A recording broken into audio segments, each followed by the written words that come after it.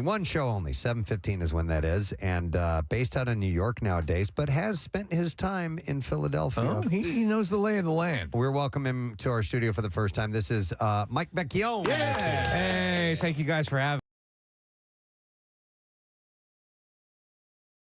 Appreciate it, man. Legendary show. Yeah. So I mentioned your time in Philadelphia, Yeah. and we were talking off air. Now, you're originally from Ohio, you were saying? Northeast Ohio, and graduated from high school in Florida, went to Penn State University, and then moved out here. I dated a girl who was from and then I moved out here and lived in the Art Museum area for a year. Nice. Nice. Ridley Park for 3 years. Okay. And then Upper Darby for 4 years. So you did some time in Delco. Did some then. time. And I know I guess I got prison sentence. I know that you're still you're an Eagles fan. Still. Birds. Yeah. Big win. Which is kind of Big cool that you win carry versus- with you. Yeah, that's yeah. cool. In Philadelphia on South Street, which is no longer there. Right. But a bunch of guys came out of there. So we used to watch, everybody's on the road now like crazy, but we used to watch the games like together.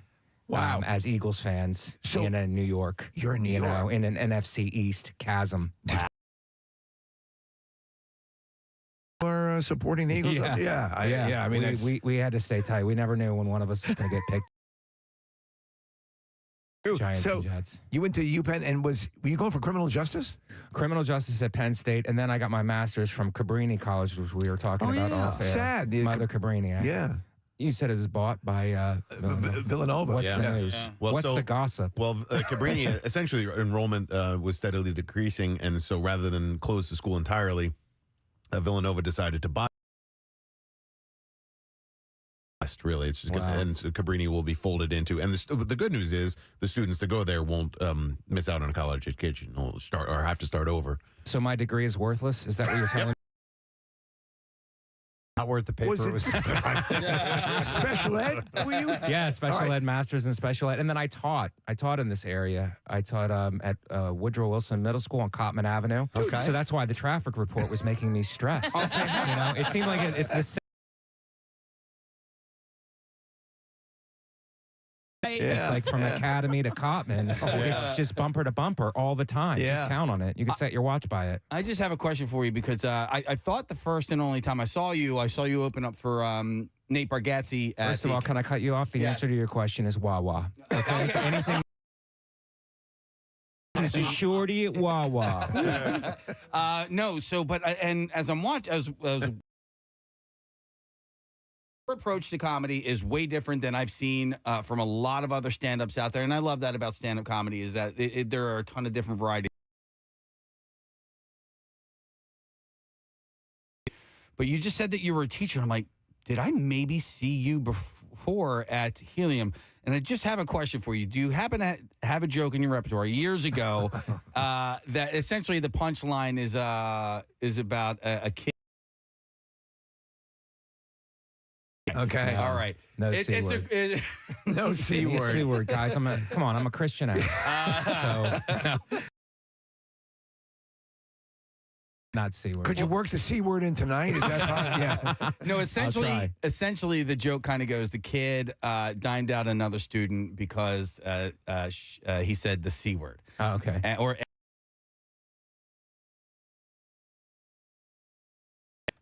cooties, Oh, okay. you know, and then he goes, well, then what is a C word? And then he, the joke is that girl's a C word, the one who dimed you out. Oh, so, okay. And I didn't tell the joke that great, but No. But so this other comedian had the horrible joke. well, no, but like as a teacher, probably prepares you quite a bit. For being on the stage, gives you a ton of material and all that. I don't know if that... it does. It does. I'll tell you what, I had a teacher joke go viral just about IEPs and about the administration not knowing what you're doing. Yeah. IEPs, and it went viral. And then as a result, a lot of teachers have been coming to our shows. Okay. So we have that. It's a unique, it's an incredible thing. I mean, if you want to talk about it, there's the obviously contained in that skill set, Right. What Which made crowd work, which is apparently comedy now. right from the shift to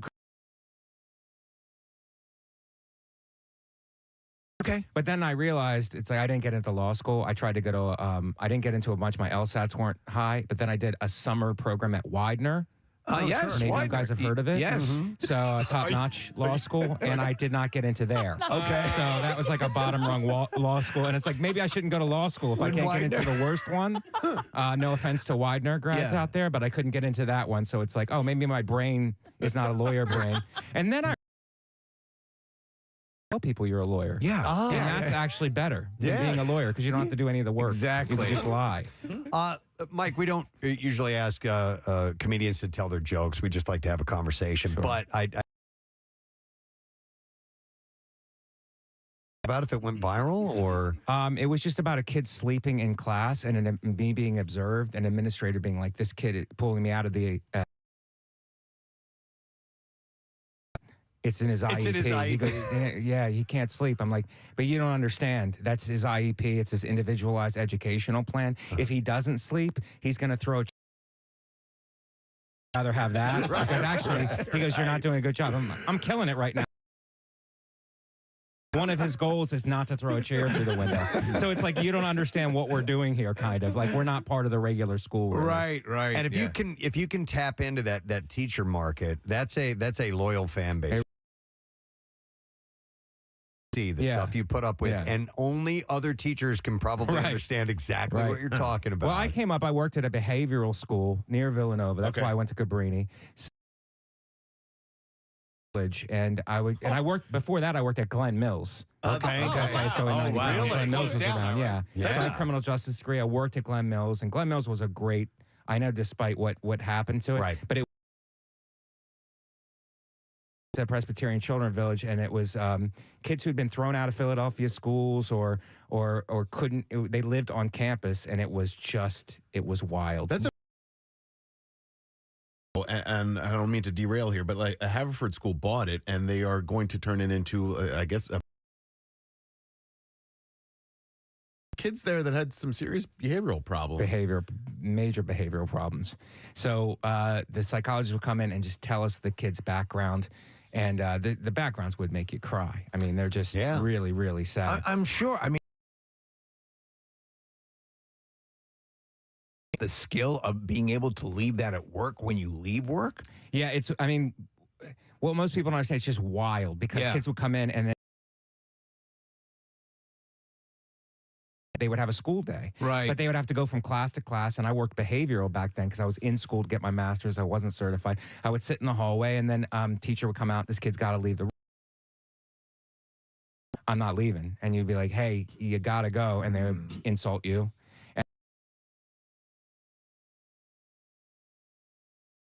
To be here, so you better do what I say. Yeah, and they would be like, "I'm not leaving." And I'm like, "It's not." They would get mad at you because and I would be like, "It's not personal for me. This is my job. Now I have to take you out. Like I want you to walk out, but if you don't, then we have to go to the ground."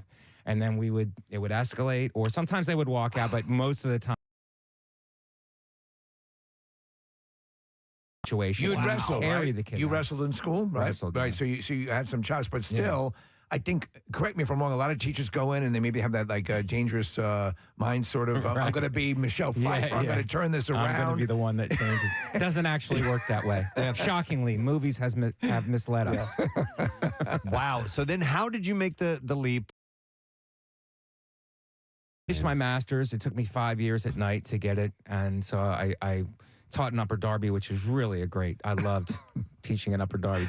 I taught at Drexel Hill Middle School. Okay.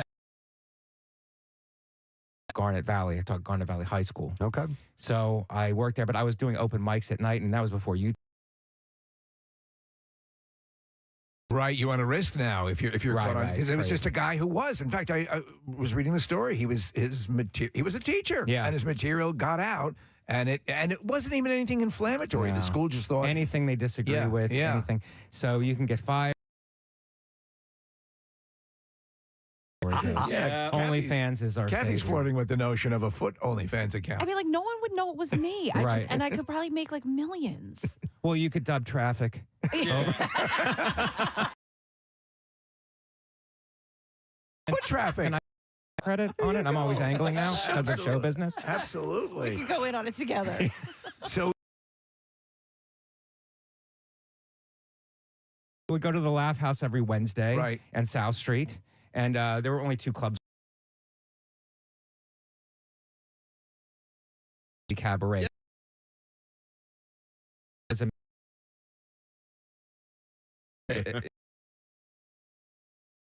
street, we would get like a crowd, and it was you would really buy it. Just kept going every Wednesday. South Philadelphia for years. I went to that one time. Yeah. Well, You might have I seen could have been your groom. who that did one. you were Tony? I was Tony for a while. I was one of the groomsmen for before I moved to New York. Yeah. Okay. Yeah. Do you like the acting? Because you were I don't know if I would call that acting. It's dinner theater, but you're being dinner very theater. generous. You were Thank in you. King of King of South. I guess Tony and Tina's was a stepping stone. a stepping stone. You're the one. You're the one who made it. What were you guys doing shots of at Tony and Tina's wedding? It was water, Was but it like water? afterwards we would just get hammered at the bar, and then we would go out in South Philly, and we would just stay out. I did it for 2 years. Two Yeah. full years. 2 years because I was teaching. I was doing that I would do stand up on Wednesdays, maybe Thursdays. What a And then on the schedule. weekends, I would do Tony and Tina's wedding. How and many then at any one time? we were interchangeable. Okay. There was another guy who I keep in touch with. His name is Ralph. He lives in Austin now. He was from L.A., and he was like a taller West Coast. I think makes more sense than Yeah. the West Coast Tony. Right. I'm drawing a blank because there's a guy I know. He was a father of one of the other students at my kid's grade school who was a Tony. And I'm just texting my wife right now because I can't remember this guy's name. That's really So, funny. what kind of in those kind of shows, which were very popular, Tony and Tina's was the first I think that I remember being like that, where the audience really scene suggestions with a little bit, or what? No, it was like some of it is scripted. Like the ceremony is pretty scripted, but the other is just blocking, like be here at this time, be here at that time, and then to move the story along. Wow. But a lot of it is just obviously it's an improv show. Any other local comedians in that cast while you were doing it? Any other people that you'd see at the Laugh House or anything? No, no one else was in that, Okay. but my friend Joe DeRosa. Yeah, we know. guys We just know. had him on now. He was on another show, a competing show, and we talked about this Which when I was was on what? him and Sal's pod, which is Vince Valentine, who's still in the area. Right. He was on that show, so him and Joe did that show, and I did Tony and Tina's. Wow. Yeah, and we do comedy at the Laugh House, and He's Joe. Yeah. Yeah, He's moving out. No. He's keeping his getting a place in second New York. place. yeah, but Yeah. I mean, right? Yeah, he's he's getting a summer home in Manioc.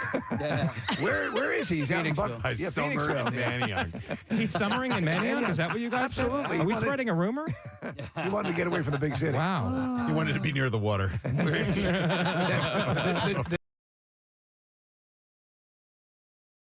Sharon Hill, or where is Big J going to be wintering? We had him on the show last week too. We were down to the Camp Out for Hunger, which is our annual that's great. food drive, and Jay did a thing with Steve Ranazizi, another comedian, and they did the week for me just because they were scared but competitive. Well, That's to really see great. Big J on an amusement park ride, swinging his feet back and forth like a 4-year-old. Eagles fan Oh group yeah. in New I mean, York, right? when I first moved there, I mean, he was in the club, so he did a lot. He helped me break into the club. I just would hang with him, and he was like, "Come out, be." Back then, it was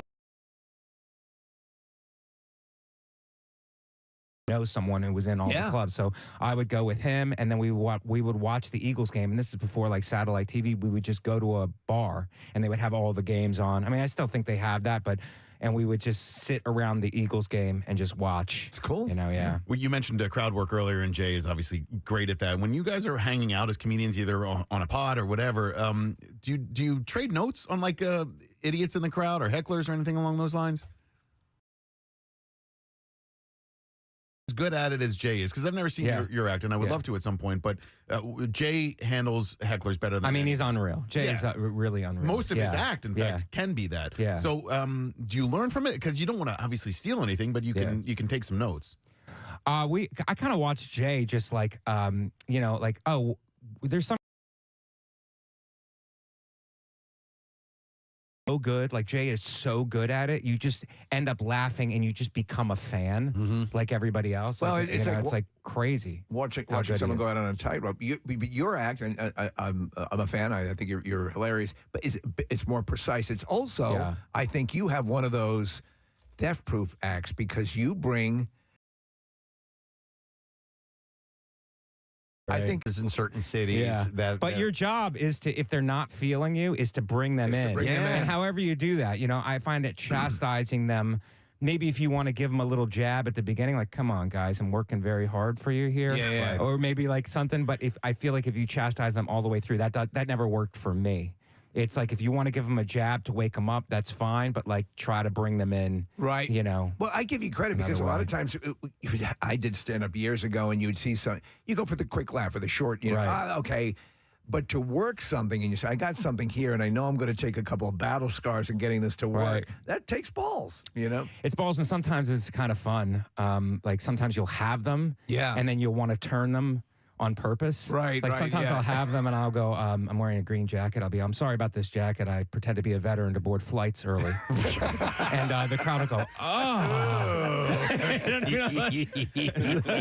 So that kind of like, obviously I'm kidding. Obviously it's a joke, but it's like just to watch them go, oh my God, you're disgusting. And then, but 4 seconds before they were loving me. Yeah. So I kind of like, I like doing that. I love that you're playing with it. Let me ask you, a couple of times it pops up, are you in fact a volunteer firefighter? No. Okay. I mean, I think at some level we're all volunteer firefighters. If you're on fire, I'm going to put you out. That's one of the jokes. It's like, just, I'm not waiting for a check to clear. I'm going to put you out, not like the guys who get paid. Yeah. That's a fair assessment. A number of sites are like, I'm like, I don't think he really is. I think that's part of a thing. But it keeps popping up that you are. And I'm like, I don't think so. You played a firefighter in Kingston. Right, I played a firefighter in a movie, but I'm ultimately a liar. I love that. Like every other actor, performer, I'm a liar. The whole thing is fake. I love that idea, though. A fire breaks out and someone's like, can we get a volunteer here? Is anyone interested? Does anybody have a background in this? It's like, no, I don't. I don't know. Oh my It's God. true. Everyone would or should step up if you're human. At least grab a towel or You're something. just watching someone burn alive at that point if you don't do anything about it. Well, listen, Mike's going to be at Helium tonight. It's a one-off. It's a one-show only thing. One show. And by the way, real quick before we let you go, Thanksgiving, what are your plans? Just asking people, are you going back up to New York? Are you going to see that ex-girlfriend down here? Or? No, my girl now is a comedian, very funny, Katie Hannigan. She's opening tonight, and we're going to both fly on Thanksgiving to Florida. By the way, you do Thanksgiving. On Thanksgiving, we're doing it because this show, that. where I'm sacrificing my holiday for the people of Delaware County and Philadelphia area. Yeah, you have funny videos with her on Instagram. You guys work very well together. Thank you. Yeah. We write short 1-minute sketches. About Good relationships, living together and stuff. The show is at 7:15, so it's one show only. Make sure you get that. It's a great night to go out and get in. It's going to be a real mild evening, too. Yes. It's going to be a very comfortable temps to walk around the city. So heliumcomedy.com to get tickets to see Mike Vecchio. Nice to meet you, man. Thank you guys so much. Can I just plug my social media? Please. It's at Comic Mike V. Please follow me. I have a special on the Nate Land. Nate Bargatze, my good friend, produced and directed my special. Awesome. It's called The Attractives. Please watch it. And if you come out tonight, I promise I have a lot of respect for the area, a lot of ties. I love it. And please come out to the show tonight. Where do we find the special? Where is it streaming? Or It's on YouTube. It's on YouTube. It's on so YouTube. get it on YouTube. The Attractives. By the way, this is traditionally the biggest party night of the year, is it not, Preston? It's one of the, there you go. absolutely. And Last question. You're a party. I'm on meth. Let's have fun. He knows how to party. Yeah. All right, thanks, Mike. Mike Vecchione. Thank you, guys. Thank you for having me. Thanks for being here. We're going to take a break. We'll come back in a second. HeliumComedy.com to get those tickets. Celebrity chef Jen Carroll's going to be joining us. Stay put. We'll be right back. Preston and Steve on 93.3 WM. The Oscars were last night. How about all of that? So yeah, they had a red carpet and the full deal. The documentary feature went to My Octopus Teacher. It's been mentioned several times on the show, so wanted to throw that in there. Accepting was the octopus. It was going to be a incredible emotion experience. Wow, great. And there was no wrap-up music. He just kept sucking and clicking and doing that whole thing for a long time. So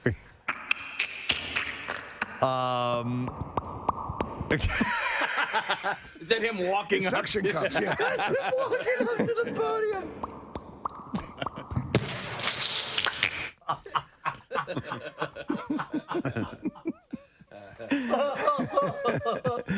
It was awkward, but listen, Yeah. I mean, he was the star of the film. so- It is a hell of a movie if you get a chance to see I it. do need- I- Think I of really- a nomad land, but with sea creatures. They really should have put the octopus in the in memoriam section. I don't know why they didn't.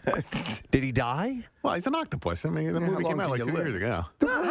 How long does your average octopus live? I'll bet The they length live of a documentary movie. I'll bet they live longer than you think. No, And I'll they bet don't. who's They live out. like a year. They don't. Watch, Really? Yeah, watch the movie. Aw. Wait, You saw it too, Kathy? Yeah, I saw the it's movie great. and I don't remember that shocking piece of That's news. sad. What?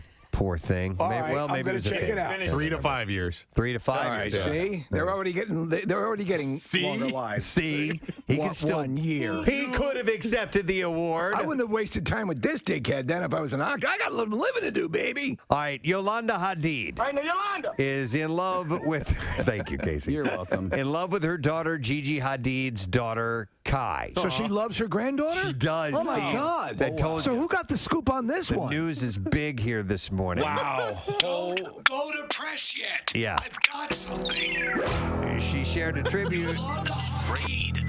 Granddaughter. Breaking news. She, Do you have a source that can confirm this? I'm not going with this unless you have corroboration. well, they heard from an octopus that actually.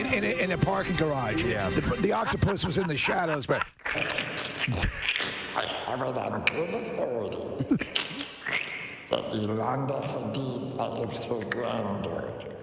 My God. would you go on record with that? You are people who don't want this information out. Oh my God. He's scared, man. I'm very scared. And then he just walked away.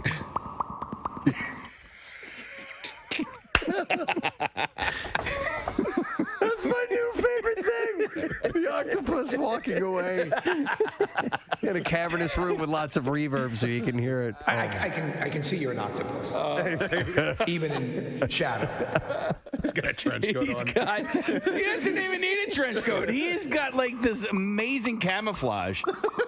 Listen, he's running now. Oh, man. Yeah, Casey, he just blends in with the floor. It's amazing. A dove formerly owned by Prince has passed away. Yeah, well, you know he was big into the doves when doves cry. Of course. But I didn't know that he had, well, this particular dove was named Divinity. Yeah. Female white dove owned by Prince. She died on Tuesday following a recent decline in her health due to her age. She was 28 years old. That is an exceptionally old dove. Yes. Yeah. I had a cat that lived to 22, and that seemed like an eternity for a pet lifespan. Yes. But listen, I know that some birds, like African grays and so on, can live for like 80 years. Absolutely. But I They didn't think usually it- outlive their owners. But I didn't think a dove had that kind of a shelf life, for lack of a I better bathed term. in the purifying waters of Lake Minnetonka. And that's That must have been what what I did it. attribute my longevity to. Well, longevity for divinity. Following Prince's death in 2016, Divinity remained at his Paisley Park and could be seen during the tours of his former estate. Divinity conducted the tours. According to the executive director of the Paisley Park tours, said Divinity's beautiful coo has welcomed visitors since Paisley Park first opened its gates to the public in October 2016. She was one of the enduring links to Prince for thousands of fans. She will be missed. I would love to go to Paisley Park. Me too. I read there was a really fascinating article. Prince started writing an autobiography, and he hired a writer to help him write it. And so a year or so before he died, the writing process began, and the writer spent a lot of time in Paisley Park. And I've gained so much more of an appreciation for Prince after his death, which makes me feel guilty for some weird reason. But just everything that went into Paisley Park and his life is really amazing.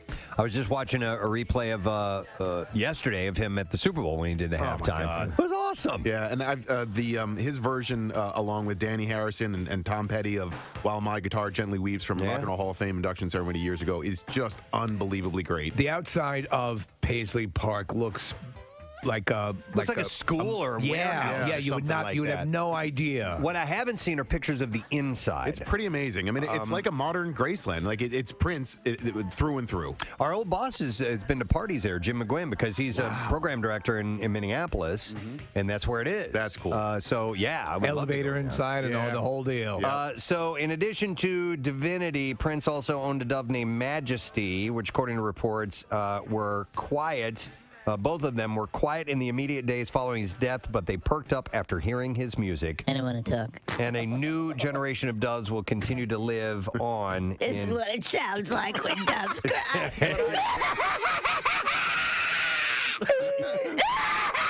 I'm gonna throw up. That's what it sounds like. That's what it sounds When like. doves cry. Yeah, they were upset about Prince's death. I swear to God, I'm gonna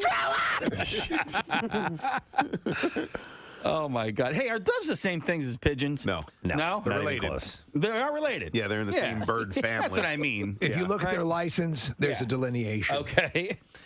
My dad and I used to go dove hunting regularly. We used to blast those things out of the sky. Dude, I mean, come on. We'd eat them. I know, but still, it's like puppy hunting. You know? It's so nice and cute and peaceful. They're different than the ones that you see. They're, Okay. Yeah, they're the gray they colored kill ones. families. Oh, yes. They He was are doing- all he tatted was up. doing service to the families of Kentucky.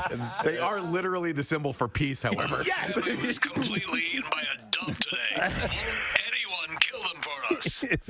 Son, we got work to do. We beat it to death with an olive branch. I have a hair change story that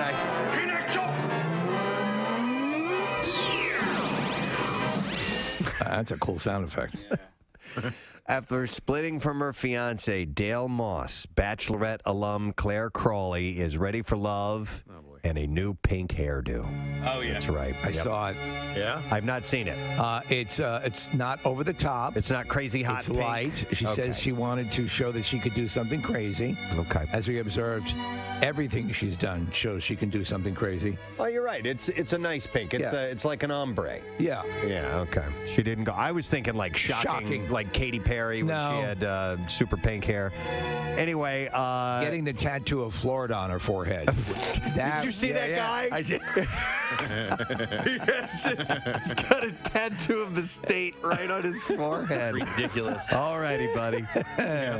Source tells us she sees her time spent with Dale as something of her past and is ready to move forward. Can help me to learn about myself. So she has pink hair now. Okay, the ombre's good. I kind of prefer the Ganon, bro. What's the Ganon? Come on. Come on, bro. Keep going. Do it. Finish it. I'm not finishing Come on. It's Ganon, bro. I like the up dog. Personally. Yeah. it is. Yeah. Here's the tattoo of the Florida, by the way. That looks good. I Man, love it. what is going on? I know. We have a monitor that's normally in front of us. It doesn't work, and I can't see the photos when they come up. But yes, that's just brilliant. Best performance by an actress in a motion picture drama went to Andra Day for The United States versus Billie Holiday. And overall best motion picture drama went to Nomadland. So there you go. That's our first foray into a very strange awards year. It was. You know what was one of the weirder things, Preston? At certain points when they were going into a commercial and they had the nominees, they'd put the nominees up and they'd bring up their microphones so that they could sort of like talk and like. And there was, did you see Case? I don't know, because there was a point where Pacino was up for something and they were all, hi, Mr. Pacino, I'm a big fan of yours. And there's this cross talk that's not, no one was overseeing it. It was just like you were listening in on a Zoom call. Wait, so the crosstalk was between the fellow nominees? Yes. Yeah. Okay. So they did that a couple times. If they ever do this again, they should not do that again. Yeah, that's kind of weird, right? It's very weird. And I'm like, is something supposed to be happening? What was great though is when Soul won for best, I think it was best animated. Who do you call it? Tracy Morgan pronounced it as Saul, right? He goes, and the winner is, and he goes Saul. And then there was no reaction because there was no movie called Saw. Right. And then he realized that he had made the mistake. And then they had cut to the, it was for best original song. But either way, the the actors, it was Sudeikis, it was the people that were up for the next award. Right. They were having a ball with it. They were cracking up. Don Cheadle was making fun of them, and it was really, really. I think Pacino didn't realize that he was still on the Zoom call because he was standing in the doorway pleasuring himself. Oh my God! Yeah. Oh no, you How don't do awkward that. is that? It feels so good. Right. Well, I didn't see that clip. But I did see. I saw a clip. I'm gonna shout!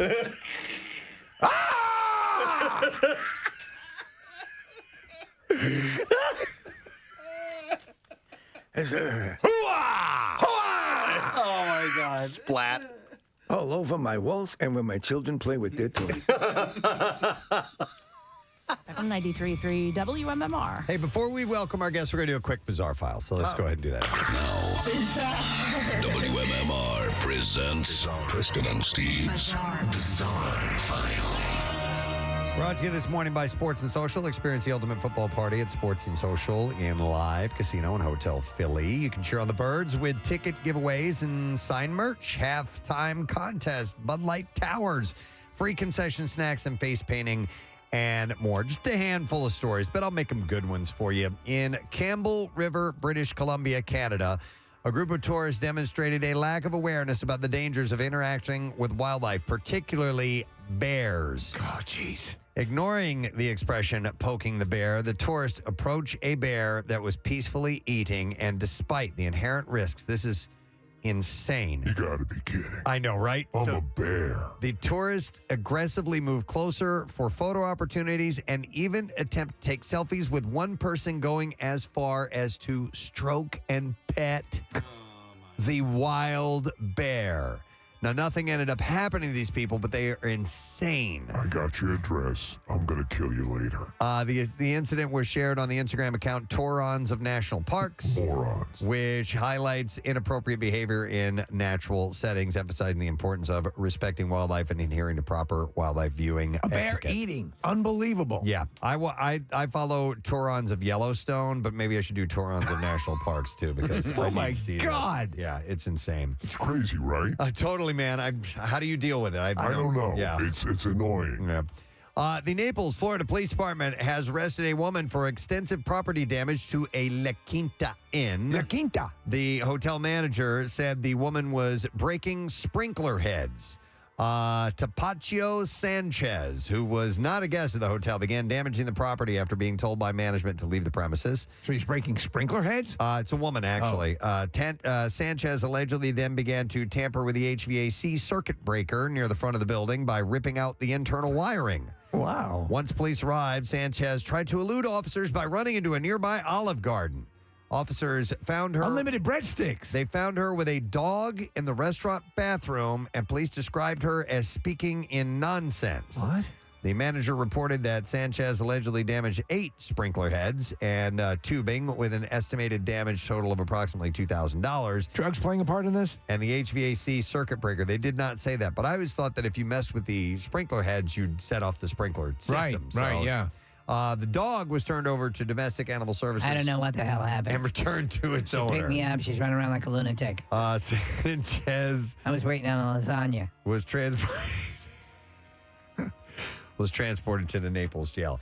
And then finally, this is very interesting. A man in South Wales, Australia, attempted to make an owl sculpture to scare away magpies, but he ended up creating an altar for the magpies to worship. So Julio Cozilla created his statue out of paper mache and feathers. However, instead of scaring away the magpies, they can be seen standing around and bowing to the owl. So he created a deity for these. Cozella said, Almighty Al, we worship you. I accidentally made a magpie god. Wow. I didn't realize you could create a magpie religion. Gazella Kaplan, a professor in animal behavior, says the magpies are not worshiping the owl, but are making territorial calls to scare it away. But it looks like Hey. they're worshiping it. It's hilarious. Cozilla has since dismantled the idol and has developed a liking for the magpies at this point in time. And there you go. That's what I have in the bizarre file for you this morning. All right. So here we are on the eve of my favorite holiday, because it's all about the food and giving thanks, of course. Absolutely. But you are thankful for the food that you have, and we thought it'd be great to call in as a last-minute add to today's program, and she answered the call. She's just the best. We have our celebrity chef friend, Jen Carroll, who is here with us this morning. Everybody. Hi, Jen. Nice to see you. Nice to see you. As if you weren't busy enough. No, day before Thanksgiving. Yeah. All right, so Cooking? What? yeah, is a chef busy on Thanksgiving, or does the chef say, "You guys do it"? It would be really nice if everybody in my family stepped up to cook, but that just doesn't happen. No. My sister Jessica, her job every year is to open the can of cranberry sauce, that's about it. That's it. I guess that's the one default. Well, we have a world-class chef in the ranks, so we'll just have her do it. Exactly. Yeah. By the way, you can check out Jen's website, Carol Couture Cuisine, or you can just check eatccc.com. And you also have the Sisterly Love Collective as well. Yes. Which is sisterlylovephilly.com. So you're a chef. People are going to ask you for advice. I would imagine just people in your everyday life. Yes. What are they usually? Is it usually the turkey, the questions about? Or? It's usually the turkey. Honestly, my event director 2 years ago was like, I'm cooking a turkey for the very first time. How do I do it? And I FaceTimed her the night before because I had 2 turkeys, and I literally walked through on FaceTime with her how to cook the turkey, how to season it, stuff it, truss it, throw it in the oven, and take it out. Like, we talked all night. The whole thing. Wow. Yeah, the entire thing. I find it to be pretty easy. I think cooking a turkey is pretty easy. There's not a whole lot to it in my experience. Honestly, I think people get really intimidated by cooking overall. So not just at Thanksgiving, but they put too much pressure on themselves. Yeah. And if you cook during the year, if Thanksgiving is not the only time you cook, you'll find cooking is actually really fun and not as hard as you think it is. Kathy's not agreeing. I hear Kathy. I'm like, all right, my sister Jessica's with you there. So here's what I would ask. What just the basic to get the job done for a really edible, good turkey? And then what are little flourishes people who've done it before who are looking to change things up and spice it up a bit might apply to this year's Thanksgiving turkey? All right, so it's Wednesday, right? Yeah. I have a brining spice, but if you're looking to do the traditional brining, too late, right? Yeah. You had to do it overnight. You had to submerge it. But what I have with my brining spice this year, and if you're looking for a simple way, you can take that brining spice, combine it with like salt, if there's not salt already in it, and use it as a dry rub. Okay. Right? And instead of doing the roasted turkey whole in the oven, you can cut the backbone out, spatchcock it like you would a chicken, and lay it flat. And you can have turkey done in 2 hours. Okay. So instead of like your 4-hour turkey. Right. If it's frozen, do not defrost it with hot water. Right. Yeah. Don't put it in your bathtub. And if you do, I really hope you cleaned it out because I've seen people do that. But there's lots of simple things you can do. Just go with salt and pepper if you don't have any brining spice. Salt, pepper, butter or olive oil to get that skin like really crispy.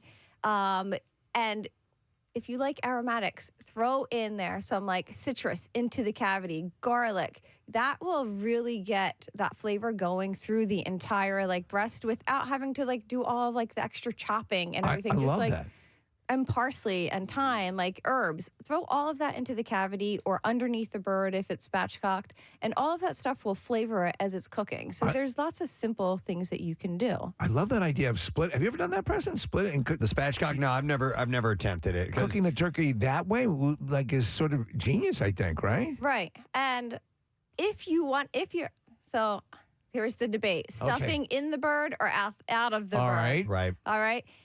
If you're in the bird, you're like, well, if I spatchcock it, what am I going to do? Because I like stuffing in the bird. You just have to be safe and make sure that it comes up to temp. Do you like So it just- because the bird helps flavor the juices from the I love turkey? the juices in it. Yeah. It's like you're talking a different language, honestly. What is happening?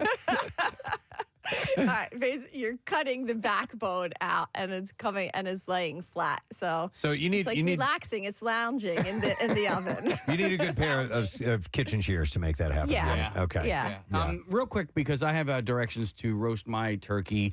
It says breast down, right? So Okay, does yep. that mean essentially it's upside down. You cook it upside down. Yes. Okay. So the way you present it is right side up, but the way you cook it is upside down. Yes. Okay. So what I would do, I would start it breast side down because you're basically protecting it from the heat, just like radiating and like attacking the top breast where it usually gets dried out. And you're getting the bottom, the legs and the thighs are getting most of the heat, and it's cooking more and cooking faster because that takes longer.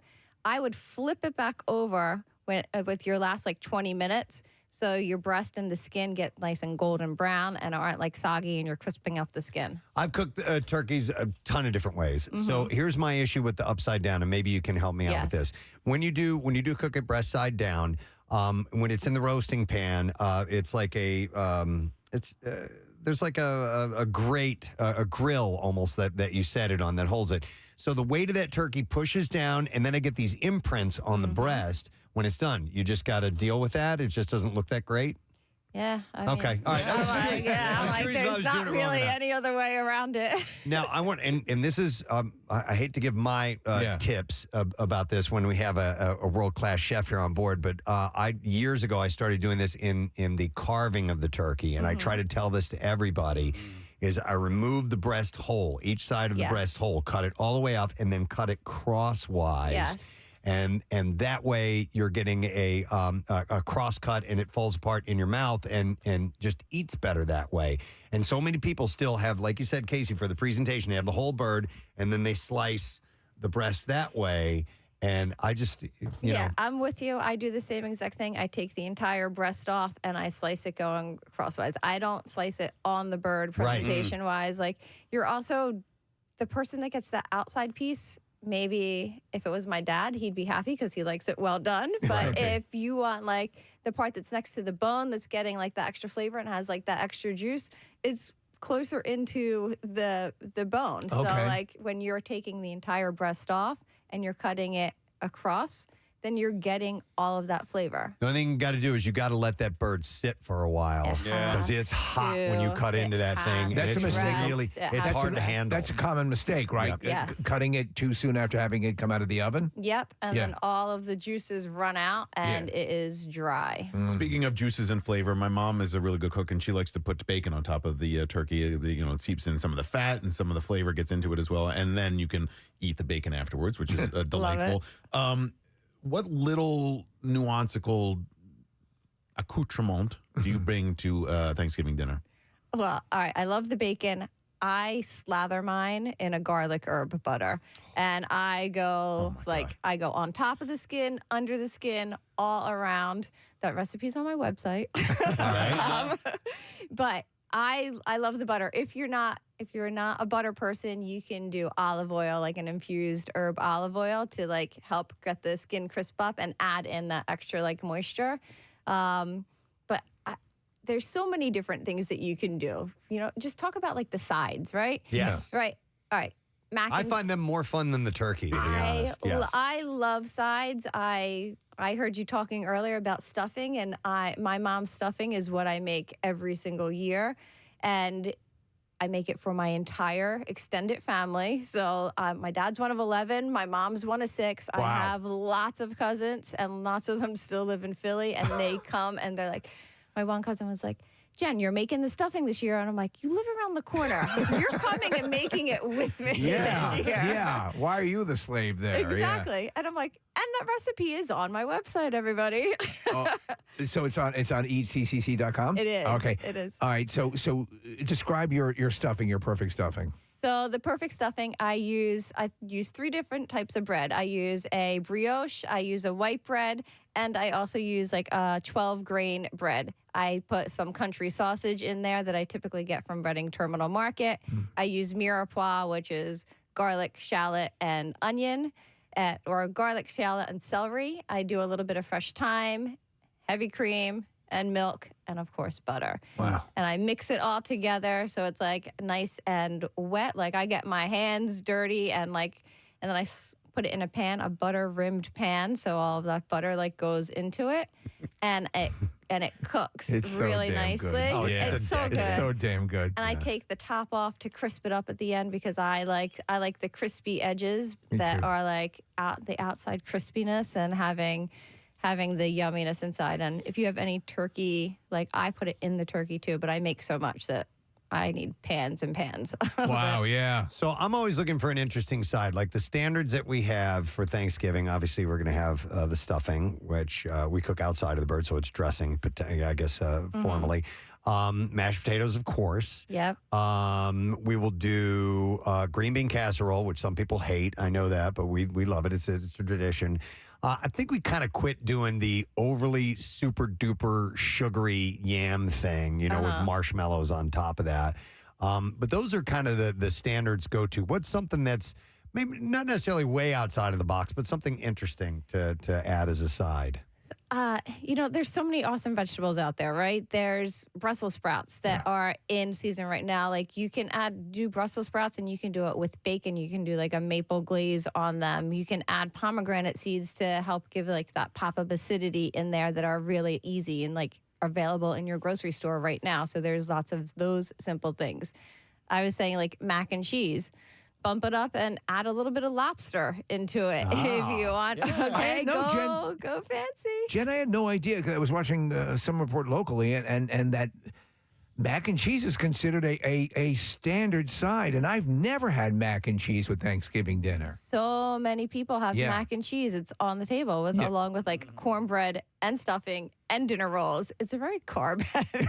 Yeah, it is. Yeah. Oh, I do love my carbs. I love turnips too. I love like mashed turnips instead of a mashed potato. So if you can do that, switch out. I just take turnips and I peel off like that waxy outside. Okay. I chop them up into like a large dice. I boil them in milk, so milk and butter and a little bit of like sage and thyme to get all of those flavors in there. I do throw like an onion or garlic in there. I'm writing this down. Is it on the website? That is not on the website. You can message me. I'm like, I'll put it up there. Maybe I'll make it live stream or I'll cut it up and put it in a reel or something. My mouth is watering so bad. All right, hold on a second. Turnips boil, and then what else goes in it? Boil in milk. In milk. With butter, garlic, a little bit of thyme. Butter. Sorry, I'm doing this. Listen, you literally writing it right now. It's like you're an extraordinary chef, or you're going to write this down. All right, got it. And you're going to do a medium to large dice. Yep. Bring it up, and let it come so it's nice and soft like a potato, cook all the way through. Okay. And then drain out some of that milk, but reserve it, and then mash it either with your fork or put it in the food processor and just let it pulse quickly. Okay. Or you can mash it with your hand potato masher. Okay. And taste it for A little salt seasoning. and A little, pepper? I was going to say definitely salt, Okay. pepper, a little nutmeg would be nice on it too. Okay, I love it. That's what I'm looking for. Something There you different. go. And very simple. Okay, Yeah. I love it. Thank you. Jen, do you have any leftovers recipes? Leftover recipes. I'm I need to put the gobbler up on Right. on my website. I always have Thanksgiving leftovers. I love turkey with a ton of stuffing, cranberry sauce. I like putting sweet potatoes on there, and I just doing an au jus, a turkey leftover French dip type of thing. Wow. So it's going I want over that. the top. Yeah. Okay, here's something I've never been able to pull off is making my own gravy. For whatever reason, when I'm done with the drippings in the pan, which, by the way, do you add water to the pan? I do. Okay, so... I add water to the pan before, as it's going in. Yes. Yes, And then 1,000%. it'll evaporate eventually, and maybe not all of it. But so the drippings, you get the leftover pan. What's a good way to make gravy and make it work? All right, so if you don't add water, you get number one, it burns on the bottom, and you also run the risk of that burn flavor going into your turkey. So you want to add water onto the bottom. So it's also, number one, add an extra moisture to the meat that it's cooking, and you're getting the fat as it drips down. You're helping to create that gravy. So what I would do is take the turkey out. When the pan is still hot, put it onto your burners. Yep. throw in a little bit of like white wine to help deglaze, or water. You don't need white wine or water, and get your wooden spoon and scrape the bottom to get all of like the fond then like that created like is like stuck on the bottom. You get that, remove that out, take that juice and that liquid, like bring it up to a boil and make sure you're getting everything off. If you need to add more water or chicken stock or turkey stock or beef stock, whatever you have, put enough in there to get it up, and then strain that into another pot.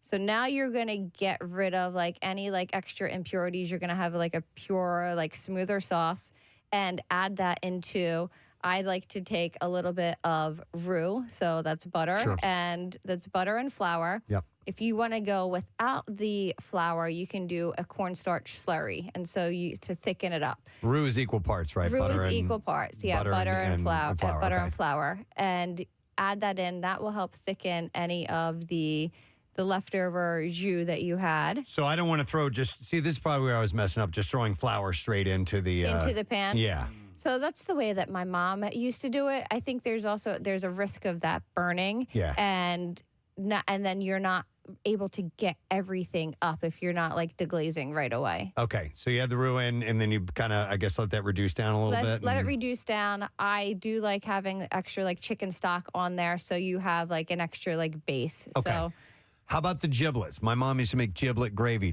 Are you into using those at all?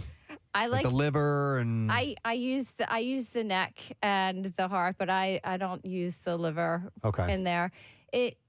It adds a little bit of that like funk and that like little like extra like umami, and a lot of people don't like it. Umami. Umami.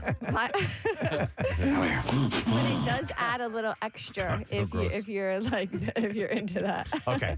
Kathy, did you get all that? The only thing I heard was white wine somewhere in there. Yeah. I think she had wine to I'm try so surprised, Kathy. I'll make a run at the gravy. I'll try that out. But I think adding like a little extra of the broth and reducing that down is going to help it out. That will definitely help it. And also, if you're like, make your own chicken stock, right? And because the ones that you buy in the store, right, there's no viscosity to it. Like that gelatin content is not there. Like when you take this stock like out of the box, like your stock should be jiggly, like Jell-O. It should have that collagen, and that is what like really truly helps thicken up sauces. Like when you buy the ones in the store, it's a straight liquid. Yeah, it doesn't have it. So I hear people complain about the difficulty of making the gravy. The mashed potatoes are fairly easy on the sides. And then so mac and cheese obviously is one. When we start to move over into dessert territory, what I love about you, Jen, is that you don't turn your nose up at things. You savor some of the standard aspects of these meals. What in the dessert category rocks your world? And let me ask a pre-question to that. Cranberry sauce, out of the can acceptable, or what do you go with? I will 1,000% say out of the can is acceptable. It has to be on my table every year. Okay. I love it, but we do two styles. Like there's the out of the can, which is there, and then my husband Billy makes this awesome fresh cranberry sauce. He puts up recipes too, and he has all sort of colitis, so he does a lot of gut-friendly IBD recipes. Okay. And that recipe is up on like his page too, and it is awesome. I have a great idea. This would be good for presentation too, and the way to bring both worlds together. So you take the cranberry sauce out of the can, still in the shape of the can in the mold. Put it in a bowl sitting upright. So you can clearly see, like Kathy, you were saying, the little ridges in there and everything. And then you take the homemade stuff and spoon that around it. I love it. That's a little presentation piece right there. Yeah, and then you put some fresh cranberries right on top of the mold. That is pure like Michelin star chef work right there. Yes. There you go. Thank you. And wine. Did you watch the show The Bear? Of course. Okay. Yes. What did you think about the Thanksgiving scene at the crazy house? the Christmas scene, That right? was Christmas, yes. Oh my God. It's so intense. You feel like you're there. It is super stressful and crazy. Everyone has like those crazy holidays, and I could I felt that stress. That was the most stressful episode for me. Yes. Yeah. Watching that, like, forget about them in the restaurant and all of the drama that goes on there, because it's so real. Like, I kind of get excited about when they're in the restaurant, Yeah. but being at home, like cooking and like having screaming and yelling and like watching things happen and not being able to help. I hated that episode because I was like, oh my God. A lot of people Oh my God. get post-traumatic stress from that. That Your, was, like, your crazy. family condition may not be like that, but when you are cooking a big meal and there's a lot of people in the kitchen that are trying to help out, Yeah. and you got 4 burners going, you got both ovens on, it can feel like that. You know what I mean? 1000%. Like, Yeah. you feel that stress. And that's what I think a lot of people do at Thanksgiving. They get overwhelmed really quick. So, do a potluck where you're not the only one cooking, but also maybe make a rule where people aren't allowed in the kitchen. So you can kind of have like your Zen mode and like put on whatever music you want. Drink or not drink while you're cooking. I looked right at Kathy. Like, what's the reason for even cooking? Yeah. I'm in there drinking. Yeah, no, you can set some rules. I think that's the case. Of all the meals that somebody will take on during the year, the Thanksgiving meal is most equated with stress. Obviously, Christmas is another one, but Yep. I hear more people. We get more input from people who are just dreading having to do their first Thanksgiving meal, and it's. I like the idea of at this point you can't suggest a potluck, but yeah. But I mean, there's like organization, right? You need to have organization. You need to have your mise en place, which is like your ingredients ready to go, and think about the order of ways, like the order that you're going to actually cook things. Like, what takes the longest to cook? That needs to go in the oven first, and then like, what can you do in the moment? And if you prep ahead of time, what can be made the day before, a couple days before? What can you put in the freezer and pull out? You have to think like a chef here. Yeah, You honestly do, because It makes sense. it is a lot of work to time it, to get it all out. And think of a lot of things that you can put on as sides that are room temperature, that aren't temperature sensitive, that you can put on the table and are okay room temperature, that you don't need to have 7 different sheet pans going in and out of the oven. Then your turkey's cold by the time it's ready. Yeah. That's what it's taken me years, but I know how to have a meal come together time-wise. Yeah. And for a meal like tomorrow, I write it down. I'll write it down Yes. on a piece of paper ahead of time. What can be pre-made, what can be put in the fridge, and then when do I start this, and when does the next one happen? And don't forget that turkey's got to cool off for like 20 minutes or so, so it can come out before other things are done. But you got to write that down because there's a lot going on. You have to have your prep list. Yeah. You have to have I write a prep list every day of my life, like for whatever I'm making. Like, I've been cooking. I'm a professional chef. I still write a prep list. It is the ultimate thing that keeps me on track. And I can go, okay, I can cross it off as I go. And it allows me not to forget anything. Also, if you're making something for the first time, good luck, because you may fail. Be ready to walk in somewhere with something that is not that good, This is or probably just not lethal, at yeah. all. Like, switch up to something else. Have a backup. Sure. My wife used to do that. We would be having company over, and let's try this. I'm like, no, I've never made that before. Let's audition it with ourselves first, Yes. and then maybe we'll decide. Yes, because even me, when I'm making a recipe, number one, read your recipe from top to bottom. Read all of the ingredients you need. Read all of the steps, because if you have sugar in a recipe or salt, like, it may be split up into different parts of the recipe. So you need to know all of those things. So it's when it's like, add milk. You don't add all the milk if the milk is coming in later at the end too. So you have to read from top to bottom. So 2 questions. Can I buy your leftovers? And if not, what day does your garbage go out? Because it all sounds great. I'm like, come over. Maybe we can all have a Friendsgiving together. Friendsgiving. So, by the Carol Couture cuisine, is that where people can get these spice packets from? So This is yes, great. I do a spice of the month, and the brining spice is out now, and you can find it on my Patreon. Okay. So you can become a member of the Carol Crew, and every month you get a new spice blend that I make up, and I ship it to your door, and I add recipes on there, and I do a cooking class once a month with that spice that comes out. that Wow. that you can watch virtually as long as you're a patron, or you could buy I call them the hot seats, and you can come and you get 2 up close seats while I'm live streaming. You can come taste the food. You hang out with me afterwards, so we eat what I made, and you can ask questions, and it's a lot of fun. So there's lots Do you of have a limit? cool things. Do you have a top out at how many people can be? Just 2 people. just So 2 it's like people. super exclusive. All right, You get wow. like the behind the scenes look. So you see me getting ready, like setting up as the cameras are about to go on. Billy is your server, he's the octopus of the day, where he's doing the video, the audio, the lighting, making sure if I forget a spatula during the class, I'm like, I need a spatula. And he'll put like his hand in. I'm That's like great. hand That's passing over the great. spatula. But Well, it's really fun. I'm not brining this year, but I will use these brining spices for my seasoning of my turkey anyway. Well, Add all right. salt, though, you This said. brining spice, I'm doing a class this Sunday, and I'm not using it on turkey. So this brining spice is different than the brining spice I put out last year. You Okay. can use this brining spice as a rub, and I'm putting it on a pork tenderloin. Ooh. So, Yum. because all of those flavors go into lots of other things besides turkey. So there's lots of other things you can do. Like you can put it on a guinea hen, you can put it on chicken, you can put it on a cauliflower if you're vegetarian. Use those spices the same way, just in a different technique. I love this stuff. Wow. Can't cook to save my life, but I Yeah. love it. Do you have any Thanksgiving tips on your website? Or did you? On the website, there's my turkey recipe, there's a brown gravy recipe, there's bacon, Brussels sprouts, there's sweet potatoes, there is the lobster mac and cheese, there is there's not pumpkin pie, but there's pecan pie.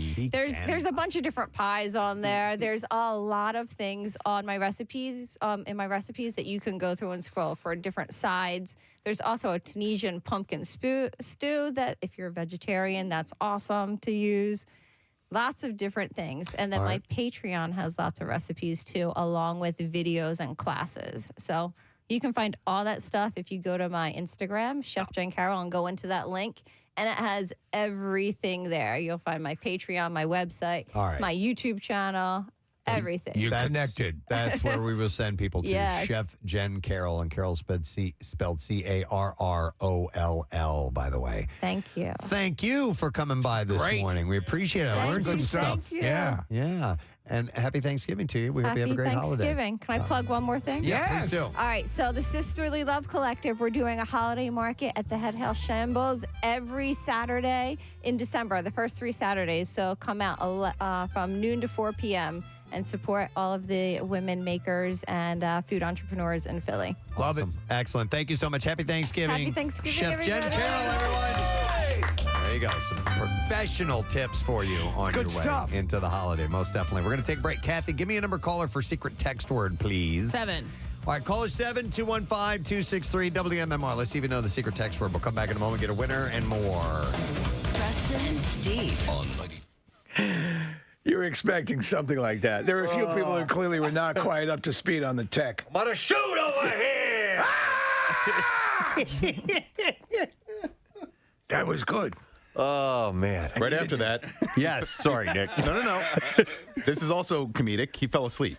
What? Did he? Yeah. Was he asleep on camera, Nick? Yeah, I mean, don't you usually fall asleep right afterwards? Everybody's sleepy, and you've expanded yourself. So the camera pans across his screen, and listen, his eyes are closed, and he looks like he might have not actually have been asleep, but he looked like he was sleepy. That was so much fun pleasuring myself. Oh, no, the poor guy. Getting old. I don't feel so good. That's hilarious. I'll rub one out. So, according to a new survey presented by the Water Quality and Health Council, 51% of Americans reported using a swimming pool as a communal bathtub, using the pool as an alternative to showering or rinsing off after engaging in exercise or yard work or whatever it may be. Even though 64% of Americans know that pool chemicals don't eliminate the need to shower, people continue to do it anyway. By the way, the survey comes as experts from the council, the U.S. Centers for Disease Control and Prevention, and, which I didn't know existed, the Pool and Hot Tub Alliance. Oh, that's great. That's what Darth Vader faces off in the second movie. Work to educate the public on healthy and safe swimming. We shall crush the Pool Alliance. Yes, my name is Mortimer Sanchez, and I'm with the Pool Alliance. And we think you're a bad leader. The survey also revealed. I don't care. The survey also revealed that 24% of Americans would go into a pool within 1 hour of having diarrhea. See, that's now listen. Yes, that's why public pools are just not my thing. Spend all However, day on the toilet. You know what I need to do? I need to take a swim. get some of that residual out. To check the chlorine and pH levels for a personal public pool, the council is offering free pool test kits through its 15th annual Healthy Pools campaign on its website. This is the Alliance. This is the Pool and Hot Tub Alliance. Did you mention in this story, Preston, particular sunblocks affecting? I didn't mention this. Okay. Go into the pool now. Peter Cushing. Moff Tarkin. This is the finest pool you'll ever swim in. What were you saying, Nick? Sunscreens? Yeah, the reason that I bring it up is that I went on a snorkel, not a scuba, Snookle's or a good, snorkel, but a snorkel. It's the latest craze that's sweeping the beaches of America. Snookling. Get some Beach Boys. Yes. Yeah, that'd be Good great. outside, hanging tan, snookling all day long. Surfing USA, please. Oh, sorry. I know what the snookel is, if I may suggest. And the snookel. Oh my God. Ladies and gentlemen. Snookel USA. Like California. I'm such an idiot.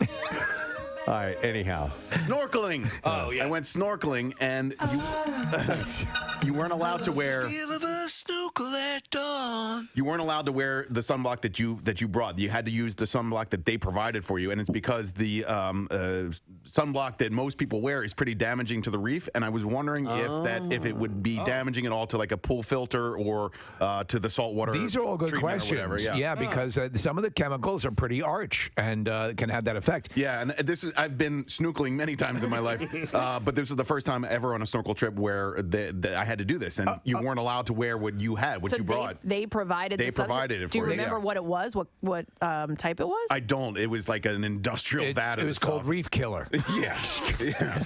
Reef Killer sunblock. A snorkel, by the way, as you're snorkeling, has a second tube that goes up back onto the beach so that someone could load M&Ms into them so that you can eat. You're hungry. So that's what a snorkel Right, a is? snorkel is a second food tube. Okay. So that you can swim longer. Everybody wins. That's great. They do have snuba. Snuba. Snuba is legit. I've heard of that, yeah. Snuba. Apparently Yeah. snorkel is legit as well. Are you kidding it? me? No, I'm serious. If you can swim, you can snorkel. Yeah, he's absolutely right. Snorkel offers shallow dives. Approximately 10 to 40 feet without cumbersome tanks and no diving certification necessary. That looks like snuba. It does. So what A hose, what right? they do is, well, yeah, they have a floating tank that stays above the water, and you basically take the regulator down, and it's a long tube, a long hose that you can breathe in. We're getting ready to get recertified to go into a refresher course for scuba to get set for our vacation. So I'm looking forward to it. But I'll ask about snorkel. Yeah. Zombie raccoons. That's my thing. Yes. That clumsily walk on two legs and show their teeth are staggering around suburban Chicago, and authorities are warning locals to hide their pets. A spike in raccoons testing positive for distemper in Riverside, Illinois, is to blame for the bizarre sightings of contaminated animals that the disease causes to appear zombie-like. While zombie raccoons don't eat brains, distemper is highly contagious. If you're feeding wildlife and that raccoon ate out of your bowl or cat food for your stray cats and your puppy goes over, the saliva can be contagious. They sent in a Negan raccoon to take care of everything. Well, oh, well, oh, well. Looks like we got ourselves a problem in Chi-Town. Leaning back high. Looks like we got some trouble. Some trouble in Chi-Town. Going deep dish on this bitch. It's got a little leather jacket he wears. Yeah. Leaning back way far. Ooh, hey. In the home of Oprah. There was an email that was sent out that we were going to have our studios checked because there may have been bed bugs brought into the area. And we've had everything checked out. They actually just brought a dog in to sniff. Yeah, I think it was Jack Russell is what it looked like. Josie was her name. Josie is the dog. And there's no bed bugs. Well, no, that's not true. There were on a chair. Was there? Yes. Oh, okay. Yes. Or yeah, it was certainly like a warm zone or something. A warm like that zone. They call those. That's So what I call my chairs at home. Yeah, my warm zone. I think what everybody was worried about was an infestation, which I guess is not the case if it was just on the chair. I don't know. Just on the chair. The rest of the place is apparently clean. Josie scoured our studio and nothing. And I'm never coming back again. You would have thought there was a radiation leak here. Yeah. So I never told my wife that there was a bed bug. She wouldn't have let you go to work. No. That was the first thing I told my wife, and I started laughing. Yeah. Because, listen, I'm surprised that's all we have. They're ripping the entire building apart, walls that haven't been opened up in years. Yeah. I imagine at night there must be a big vermin hoedown when we leave. Because you walk around, there's these cavernous, like a wall will disappear. Yeah. There's a big opening now. Yeah. You walk down one hall, it's 11 degrees, and then the next hall, it's 1,400 degrees. It's a whole new environment. It's like you're on some spaceship that's just, morphing all the time, and that's what this is here. Well, I'm just glad that they alerted us to it. Yeah. Because during some of the construction, apparently they were removing asbestos, and nobody ever told us. Well, that's when that wall went up down at the end of the hallway. Yeah. Because, and I almost walked into that wall. That's how quickly it went up. I started to turn down to go down to what I thought was Chuck's office down the hall that used to exist. Like Looney Tunes. And there was a wall. So my wife will, when we go check into a hotel, it's always the same situation. We open the door, we shut the door, we leave our bags right at the door while she goes and strips all the beds and looks through all the furniture for bed bugs. She's like definitely She's fanatical. So before you guys even enter the room, we have to leave our bags at the door. There's an inspection. I really wanted to come in a hazmat suit or some sort of bubble, but I couldn't find anything. That would have been awesome. Yeah. I'm going through our text chain, and I'm like, hey, by the way, this is going on. I'm not going to tell my wife. And then Kathy immediately goes from 0 to freaking out. Oh, yeah. Get the F out of here. I'm not coming into work tomorrow. Who the F has bed bugs? Holy F, no, like 1,000 exclamation points. And then she says, do you know how hard it is to get rid of bed bugs? What's the company going to do about it? And when? And then Preston sends a GIF, of like a bed bug jug band. Yeah, playing music. And then Kathy fires back, that's not funny. It's not funny. I think I said F you to anybody who's not taking this seriously. And then I think Nick said, read Joe's email. And then Kathy says, F the email, F the bed bugs, and F whoever doesn't think this is a big deal. Where are we going to do our show tomorrow? Clearly, we can't go to the station, and we need an on-site location. My house is She was clean. ready. My house is clean. Yeah. She was ready to set up shop somewhere else. 100%. If you guys would have said, yeah, we have to do the show somewhere else, I would offer it up my house. Oh, really? Oh, my God. So it was one bug down the hall, right? Yes! Okay, I'm just asking. Could you see Casey coming home? Diane wants to check him, so she takes out the blue light. Doesn't find any bed bugs, just semen Bathed in stains. semen. Yeah. All over my face. We're good. The woman was saying that they have dogs that can do all sorts of that check for bugs that actually will. Wait a minute. I thought you meant that bed bugs use dogs to travel around. yeah, Back up. Mush, mush. For a ride. I thought you meant as piggybacking. You've never seen the bed bug Iditarod? No. It's good, yeah. It must be majestic. It's compelling. Yeah, good dog, good dog. It's good dog. Yeah, yeah.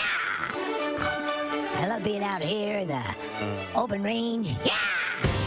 Let's see here. As Godzilla versus Kong, starring Millie Bobby Brown, performed much better than expected given the circumstances of COVID and so on, in the original movie King of the Monsters' lackluster box office performance.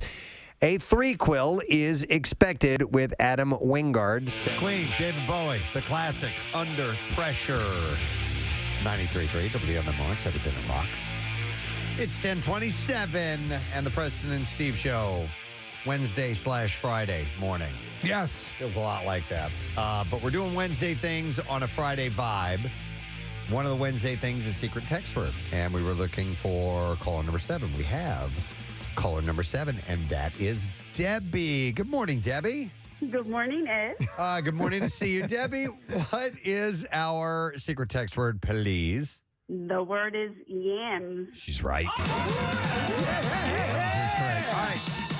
Debbie, happy Thanksgiving, and hang on the line. We're going to set you up with tickets to see Anthony Jeselnik's Bone and All tour. It's going to be Saturday, April 27th at the Miller Theater. Get tickets at kimmelculturalcampus.org. And we're also going to set up a winner, Tom Preston, who's from Townsend, Delaware. So Tom gets the tickets to see Anthony Jeselnik as well. Don't forget, kimmelculturalcampus.org to get your tickets. All right, we're going to fire up something else to give away. We are going to give away a pair of tickets as MMR Rocks Tom Segura. Excellent. Look at all these great comedians that we're setting you up with. And let me see here. Boy, there's some good questions to go to. I did a pretty early one yesterday. All right, how about this? What does the $2.7 million bottle of Macallan 1926 pair nicely with? 215-263 WMMR. You had to have heard it. There's no way you're going to come up with this on your own. What does the $2.7 million bottle of Macallan 1926 pair nicely with? Do you know the answer? 215-263 WMMR. While you call, we'll do this. The trash business is a gold mine. 93.3 WMMR with Preston and Steve's Hollywood Trash. Brought to you this morning by Zane Western Apparel. Save on Black Friday sales all month long at Zane Western Apparel and work here in Piles Grove, New Jersey. Online at zanewestern.com. Doors open at 7 a.m. on Black Friday. Steve, what's going on this morning? Well, OnlyFans model Danny Banks claiming that even though she flashed the camera during a Las Vegas Raiders game, she's confident not many people saw it. Banks says most people at that point were still stunned by the $14 beers. Oh, my God. 50 Cent is in the clear for throwing a microphone from the stage and hitting a woman during one of his shows back in August. The LADA actually gave him points for hitting the only person in the audience. Oh, my God. And finally, Kanye West, seeming to have no remorse for lyrics deemed anti-Semitic in his new song, Vultures. West says he is a truth teller, or at least that's what all the other Nazis say. And that's your Hollywood Trash. All right, we are looking for the answer to today's lesson question. Let's see here. What does the $2.7 million bottle of Macallan 1926 pair nicely with? 215-263 WMMR. We're going to go to Chris, see if we can get the answer. Hi, Chris, you are on the air.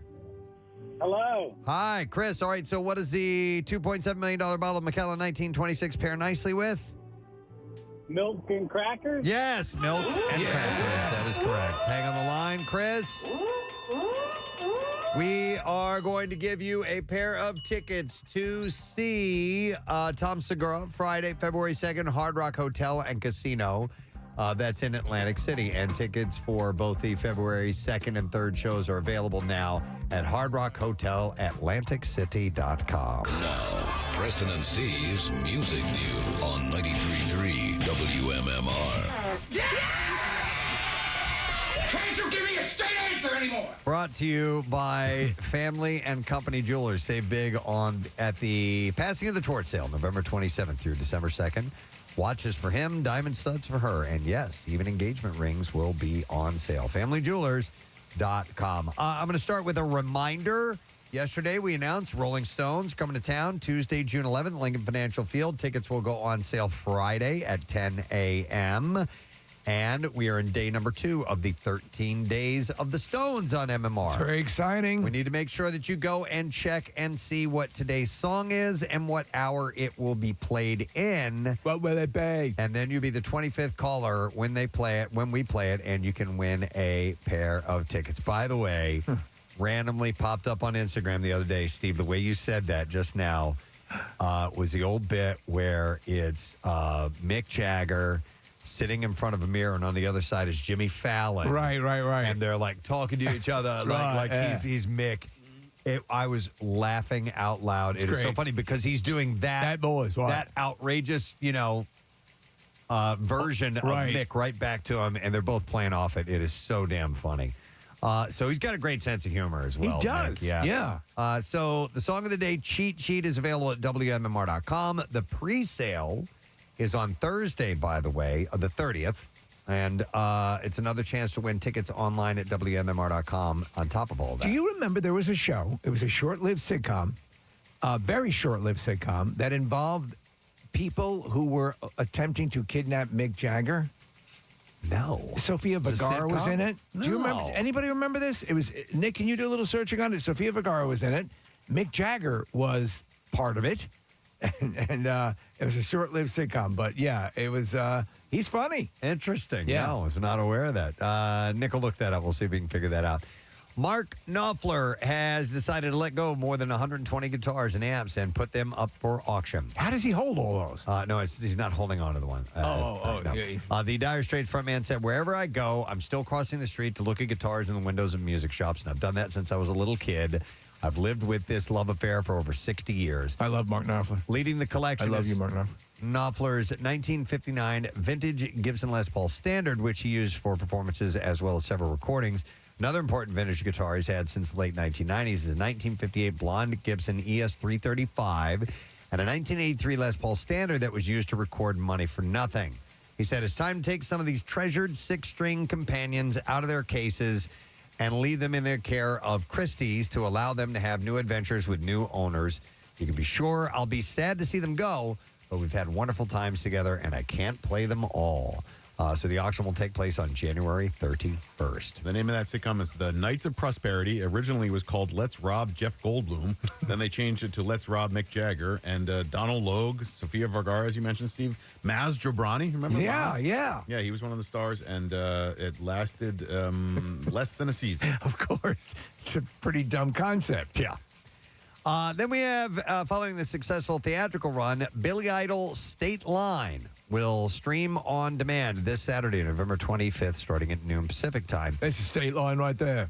The concert film documents his history-making show performed at Hoover Dam, the first concert ever held there. Billy and longtime guitarist Steve Stevens will be on hand for the debut of the live stream to chat with viewers. Tickets can be purchased at veeps.com for $20. And then finally, I thought I'd end with this. Phil Collins' ex-wife is auctioning several of his items through Codner Auction Gallery, including the Genesis founder's Yamaha piano, which is estimated to bring up to $100,000. Other memorabilia includes a vintage Wurlitzer jukebox and several personalized sculptures showcasing Phil Collins' passion for music. It's a particularly acrimonious situation between these two. Oh, yeah. They divorced in 2008. She got $47 million in the settlement and later tried to sue for another $20 million and lost, so it got real ugly in court. So I guess she ended up with these items. I guess so. As owning them. He's probably not thrilled that this is happening, but it is what it is. The online pre-bidding period will begin this weekend on November 24th. And then just want to remind you that our buddy Kyle's band, the FM band, is playing. Got a couple of gigs. They have a Thanksgiving Eve party tonight at Adelphia in West Deptford. 8:30 to 11. And then on Saturday, they are playing the Rush Lounge at the Golden Nugget Casino in AC. And that will be 10 p.m. to 2 a.m. May I mention something as Please. well? Jen Carroll had mentioned she wanted me to just add this if she could. If you sign up for her newsletter, Dinner at Jen's, you will get an extra benefit to doing that. And if you're a patron, I assume that's a Patreon participant, you have 48-hour early access, or 48 hours? 38 hours. Yeah, 48 hours early access to what she is offering there. So get in on that newsletter. There's a lot to be gleaned from that. Fabulous. All right. And that means we have one more break to take. Come back in a second and give away our Word of the Week prize. Pierre should be along shortly too. Shortly. We're both doing it. And we'll return. Stay with us. Direct again. So he just directed the most recent one, I believe so, yeah. Right. So according to the Hollywood Reporter, the concept being floated is Son of Kong. Godzilla vs. Kong has crossed $400 million globally and is the top-grossing Hollywood-produced movie since the pandemic hit. They're going to have to correct something now in both these, Son of Kong and Son of Godzilla. You gotta have a female Godzilla. Something. Mm-hmm. Who's he banging? Yeah. Where does this? Not unless they're asexual. They reproduce that way. I mean, there's only it's Son of Kong, right? But there's also Son of Godzilla. Oh, is there Son of Godzilla? Yes, I'm sure that's in the works as well. So maybe he could.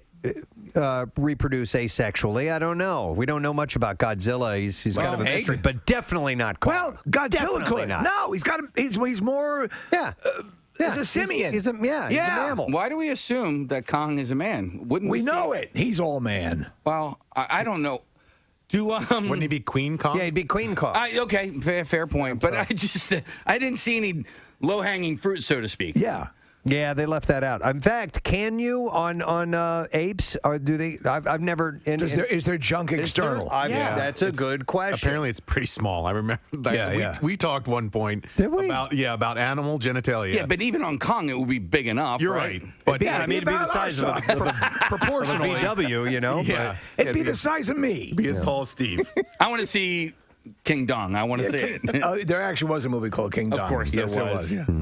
Well, maybe it's a rom-com. Like he's romancing this lady, and that's about how they have the baby together. Oh, the next Kong the movie? next one, yeah. 4 weddings and a King Kong. That could be. It could be something like that. We'll have to see. An inspiring story. The giant ape walked into her life.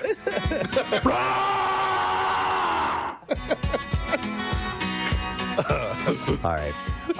So anyhow, we will see if that comes to pass or not. But how big his junk is, and whether there's a Mrs. Kong. Son of Kong. We'll have to see. What a goddamn day today. Sit down. I'll make you some dinner. I'm fighting these things that are apparently prehistoric, and yet I've never seen them, and I'm on an island. You'd think I would want to cross. I don't even know why they evolved that way. They're like snake things with. Give me a beer. Yeah, just think about it tomorrow. You want to do a little grab ass? Yeah. Khloe Kardashian. Let's take this upstairs. Kong! What are you doing? Just a little finger stuff. Oh my God. There's no little finger stuff in here. Oh, it's bigger than my penis.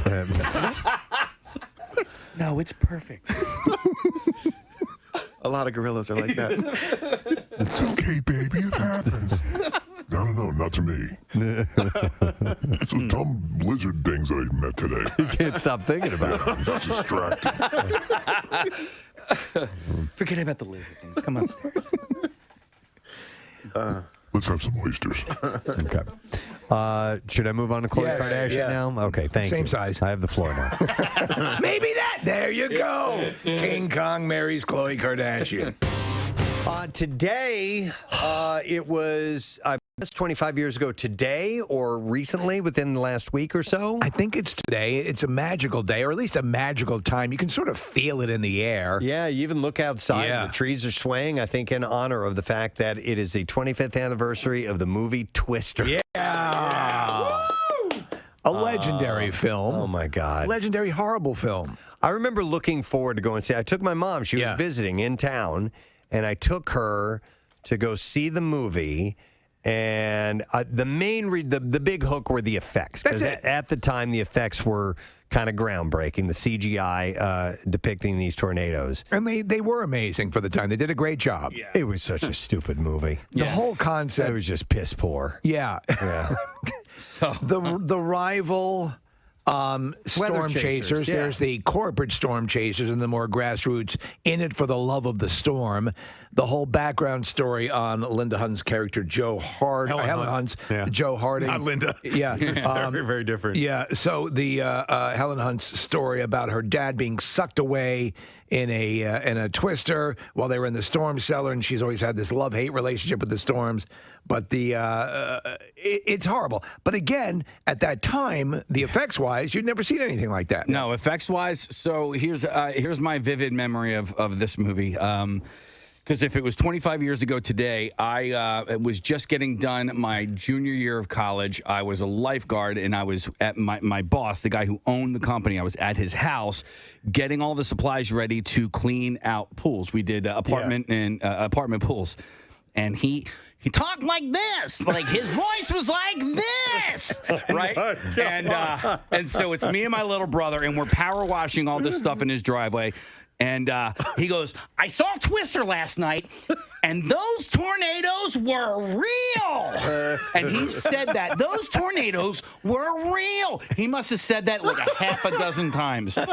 My little brother, it was me and him, my younger brother, sorry. It was me and him. And so we will, I mean, even 25 years later, if the word tornado comes up in conversation, he and I will say, those tornadoes were real. What was that guy's name? I don't want to say his name. What's his first name? What was his first name? Last name? You just know his last name? Joe. Okay. Let's go with Joe. Hey, Joe, how were those tornadoes? Those tornadoes were real. I love that story so much. Was he suggesting that they had incorporated? What was his point? Was that they were not created for the movie, that they were corralling tornadoes and using them in the film? I think what he meant to say was those tornadoes looked real. Okay. But he said that they were real, and he had like a real affinity towards just weather. He loved weather. He was a weather guy. Yeah, he loved weather. It was like Philip Seymour Hoffman in the movie. Well, I mean, listen, he owned a pool supply and lifeguarding company, so weather was definitely. What I really love is weather. Yeah. Weather's important to that line of work. Absolutely. Yeah. Those tornadoes are real. Oh, my God. I wonder if my That's brother's great. texting me. It's almost kind of Don Nazi. Yeah. And I tell you, Wait, I just said Don Nazi. Very different.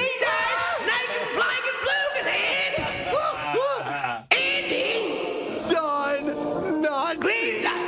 Citizens of Mayberry, I find nice and gloomy. Oh my God, I didn't even mean to do that. Wow. Okay. Bring Floyd in here. I have something for him to do. We got to talk about this Jewish thing. All right. But you guys would be surprised how many people are texting in on how this is their favorite movie. What? Or that it's their I don't even get why the we're best talking movie. about it. It's the 25th anniversary. because those tornadoes were real. Who cares?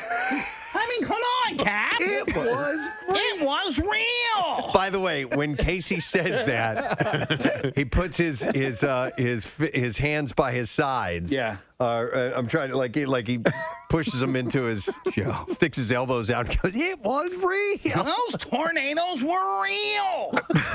Primal Fear. Ed Norton has them as a very diabolical character, right? I remember he's completely psychopathic. A good twist. In It's a that movie, twist. too. Yeah. It's a twister. It was Those tornadoes were real. Dude. I can't believe we just met this guy. I just can't now. believe I never took. You've never brought it I up. love that. Dude, that guy, man. He lived in this beautiful, huge home. I'm like, how the hell, like looking back on it, I'm like, how the hell did you WMMR, what you want. What? What you want. A little holiday break and an enjoyable time, and hopefully that is what is coming to you, dear friend. And make sure you spend some of that time with MMR. Pierre will be along shortly, and he'll let us know what he's got planned, because Pierre Robert is working on Thanksgiving Day as per tradition. And I sure as hell listen as per tradition. Yeah, so details WMMR.com, but we'll get the info from the man himself in just a moment or two. I would like to thank our guests on the program today. Mike Vecchione was here and had some really nice things to say about our radio show. And he's got Philly roots, as he's lived here for a few years. And he's going to be at Helium Comedy Club as a one-off tonight, 7:15. That's the only show. Go see him. Make sure you go check him out. And then the lovely Chef Jen Carroll came by with lots of great tips for Thanksgiving, should you be cooking. And you can check her out at Chef Jen Carroll on Instagram. And then it's got all the links to her various outlets where you can find out recipes and tips and all kinds of stuff like that. And sign up for her newsletter. Yeah, she was wonderful. EatCCC.com is one of those, so you can check that out when you get a chance. Pierre Robert is here. Hi there. Wearing your Geddy Lee shirt from My Effin' Life. You did the Q&A with him. I've started listening to the audiobook. I'm about 6 or 7 chapters in, and I am absolutely glued to it. I'm loving it. It's a fascinating story. I mean, considering his parents coming from the Holocaust, Yes. and the whole family emigrating to Canada. and and then his name, which is not really Geddy Lee, I can't even pronounce it. Gershon or something along those lines, and it was changed to Gary. But the story about his parents, man, they met in Auschwitz. They met there. I originally had heard it was Dachau, but they met in Auschwitz concentration camp.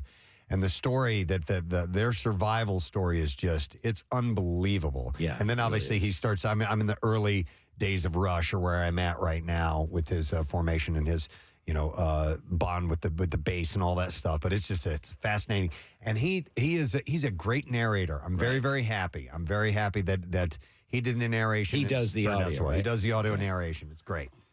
He tells a great story. When I got the book the night before it came, or the night it came out, and then the visit was Wednesday. The book came out on Tuesday, and so I'm up sitting in my kitchen reading till 3:30 in the morning, and I covered the basics of almost the entire book. There's a great section where they are auditioning drummers after John Rutsey, the original drummer, leaves. And they have their last gig with him, and their next gig is like a week later. So they've got to get a drummer. And they audition some people, and this guy pulls up in a white Pinto. I love that he remembered the car that Neil Peart was driving, a white Pinto. And as soon as he played with them, they go, Geddy says, that's it. And then Alex says, we have to listen to the other ones that have come to audition. And he goes, okay, but that was the guy. Yeah. That's so cool. You would know, certainly. Yeah. Yep. I'm enjoying it. So cool. I like the shirt that you're wearing today. Thank you. All right, shall we do the letter of the day? Yes. All right, let's go. Preston and Steve on 93.3 WMMR. Now, the Daily Letter. All right, and the Preston and Steve show is brought to you today by the letter N as in naturally. Naturally. We'll take caller number. Or Nick, I forgot. Yeah. I was like, why are you pointing to yourself naturally? We'll take caller 8. 215-263 WMMR. Naturally. He makes me feel like a natural woman. One light beer will do it. That's right. What you doing tomorrow, baby? Making out with you if you have a light beer. I love listening to your Thanksgiving show, and I listen via the app down in Stanton, Virginia. And when does the whole thing begin, and how many times of Alice's Restaurant? Because I know you get asked it a million times. 3 playings. The first will be 10 a.m., the original version. The next will be noon, the 25th anniversary version, which is hysterical, in which he comes to claim that the 18 minutes of the missing Watergate tape is actually Alice's Restaurant, which is an 18-minute song. How he weaves that tale together is just brilliant, as a true singer, songwriter, storyteller does. Troubadour, if you will. That's what Arlo Guthrie is. And then the original version, again, on vinyl at 2 o'clock. But for those who can't wait, I believe you have it, Casey. Yes. Some years ago, either at the end, I think on Rittenhouse Square, I'd been doing this for a while, and Steve Lushbaugh, at the time our quite brilliant production director and creative force, said, I think I could make an abbreviated version of Alice's Restaurant. And with your guys' permission, I'd like to play that now. It's all of 52 seconds. This is the entire massacre.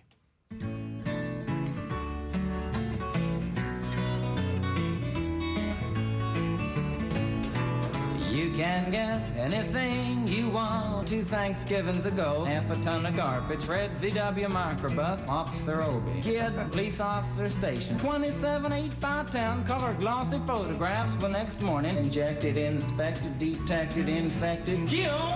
Group W. Mean and nasty and ugly and horrible. This piece of paper's got 47 words, 37 cents, it's 58 words. We want to know details of the crime. Da-da-da-da-da-da-da. At Alice's Restaurant. There you go. There you have it. That's all you need to know. That's the appetizer. Yeah.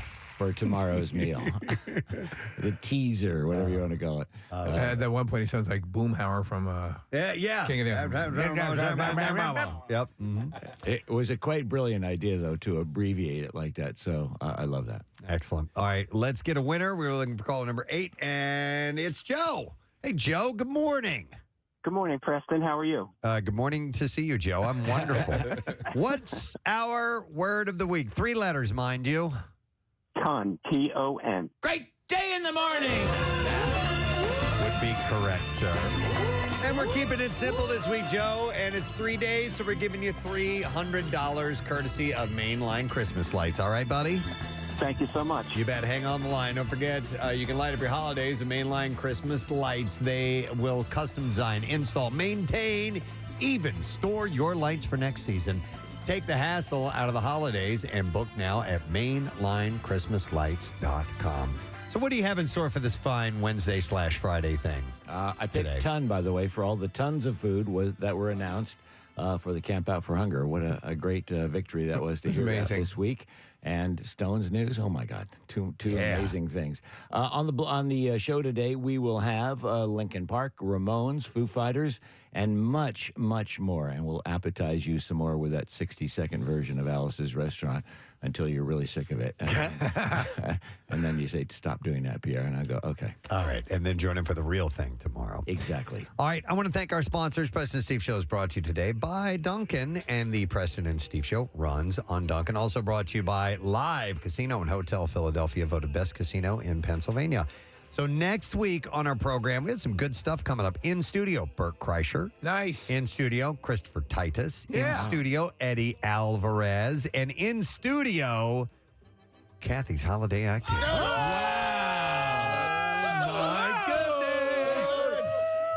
A reminder, also, another big thing that's happening. It is our big friggin' deal. You can get 2 tickets to Yuletide at Devon. I want to go to this. A European-inspired Christmas festival for just $35. It's half price, and you can get carnival rides, photos with Santa, live music, all that stuff. Plus, check out over 35 boutique shops, chef-created menus, and craft drinks. You can get the deal now at WMMR.com, keyword deal while supplies last. And sneak peek, it's one of the top things on my list.